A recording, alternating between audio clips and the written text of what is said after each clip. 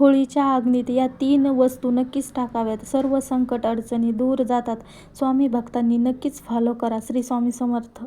मित्रांनो, होळीच्या अग्नीमध्ये या 3 वस्तू नक्कीच टाकाव्यात. सर्व अडचणी, दुःख आपल्या घरातून, आपल्या आयुष्यातून निघून जातात. होळी हुताशनी पौर्णिमा 2 मार्च सोमवारच्या दिवशी आहे. होळी हा दहन झाल्यानंतर 3 अग्नी एवढी पवित्र असते की आपण आपल्या विपदा, आपले संकट, आपल्या समस्या आपण त्यामध्ये टाकू शकतो. पण त्याची योग्य पद्धत, योग्य उपाय असतात. तेच आम्ही तुम्हाला आजच्या व्हिडिओमध्ये सांगणार आहे. मित्रांनो, 3 वस्तू काळे उडीद, नारळ आणि एक नैवेद्य. नैवेद्य म्हणजे आपण जे गोडधोड होळीच्या दिवशी करतो तो नैवेद्य.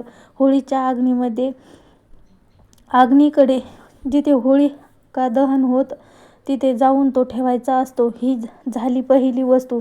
नैवेद्य नक्की ठेवावा. नैवेद्य ठेवायचा असतो. आता 2 वस्तू कोणत्या?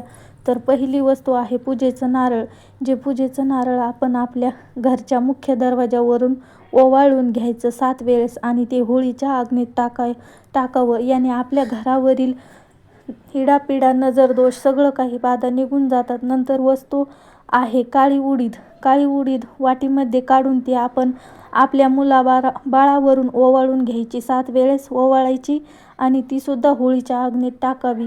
मुलावरील विपदा, मुलावरील संकट, समस्या सगळी काही निघून जात म्हणून या 3 गोष्टी होळीच्या अग्नीत टाकाव्यात.